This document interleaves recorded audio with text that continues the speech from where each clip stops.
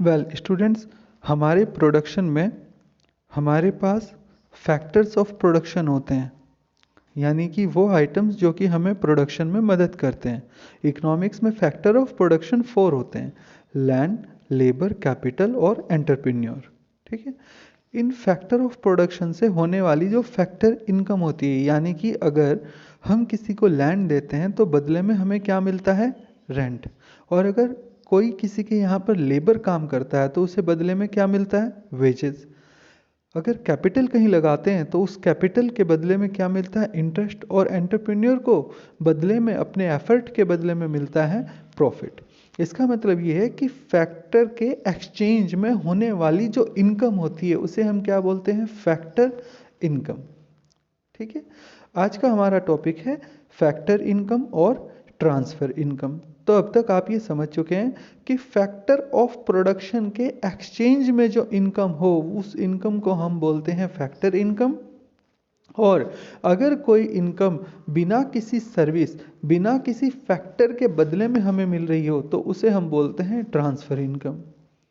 ठीक है। अब फैक्टर इनकम को हम नेशनल इनकम में इंक्लूड करते हैं और ट्रांसफ़र इनकम को हम नेशनल इनकम में इंक्लूड नहीं करते। फैक्टर इनकम हमारा एक अर्निंग कॉन्सेप्ट है, ट्रांसफ़र इनकम हमारे लिए एक रिसिप्ट कॉन्सेप्ट है। अगर हम समझें तो फैक्टर इनकम हमारे लिए बायलैटरल है, क्योंकि फैक्टर इनकम के बदले में हमें कोई ना कोई सा फैक्टर जरूर देना पड़ता है। फैक्टर के बदले में हमें होती है क्या? Factor income. तो एक तरफ से अगर हम फैक्टर देंगे, इन रिटर्न हमें मिलेगा क्या? Factor income. इसलिए फैक्टर इनकम हमारे लिए बायलैटरल है। जबकि ट्रांसफ़र इनकम के बदले में हम कुछ नहीं देते, इसीलिए ट्रांसफ़र इनकम हमारे लिए यूनिलैटरल टॉपिक है।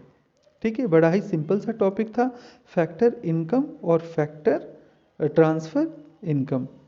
अब देखते हैं हमारे एक और टॉपिक को। और दूसरा आज का हमारा टॉपिक है वेट अ व्हाइल, यस, दूसरा हमारा टॉपिक है सेक्टर्स ऑफ इकोनॉमी। तो हमारी इकोनॉमी में टोटल कितने सेक्टर होते हैं? देखिए, सबसे पहले तो होता है हाउस होल्ड। हाउस होल्ड का सिंपल सा मीनिंग होता है, हाउस होल्ड यानी कि हम, हाउस होल्ड यानी कि हम, जो हम हैं वो हाउस होल्ड है। ठीक है। पब्लिक यहाँ पर हाउस होल्ड है। प्रोड्यूसर सेक्टर वो है जो प्रोडक्शन करता है। ठीक है।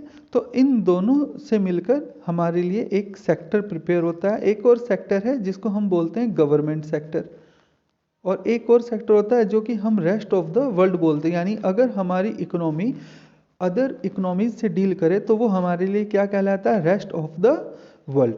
ठीक है। अब हम थोड़े सा अगर इसमें बात करें तो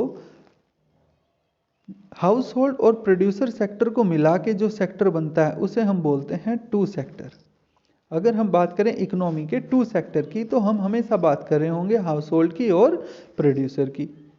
लेकिन इसी में अगर हम थ्री सेक्टर की बात करें तो थ्री सेक्टर हमारे होते हैं हाउस होल्ड, प्रोड्यूसर और गवर्नमेंट। ये हमारे थ्री सेक्टर हैं। याद रखिएगा, यहाँ तक इकोनॉमी जो है क्लोज इकोनॉमी कहलाती है। यहाँ पे लिखा हुआ है क्लोज इकोनॉमी।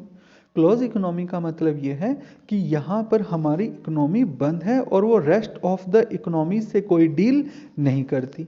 लेकिन अगर उसके पास में एक और सेक्टर आ जाता है और ये सेक्टर है रेस्ट ऑफ द वर्ल्ड, तो इस सेक्टर के आने पर हमारी economy rest of the economies के साथ डील करना शुरू कर देती है। तो इसे हम बोलते हैं ओपन इकोनॉमी। तो हम ये भी समझ सकते हैं कि क्लोज इकोनॉमी के हमारे पास तीन पार्ट हैं: house hold sector, producer sector और गवर्नमेंट सेक्टर। वहीं पर ओपन इकोनॉमी में हमारे पास चार पार्ट हैं: house hold sector, producer sector, government sector और रेस्ट ऑफ द वर्ल्ड। ठीक है। टू सेक्टर एक बार वापस से रिवीजन देखते हैं।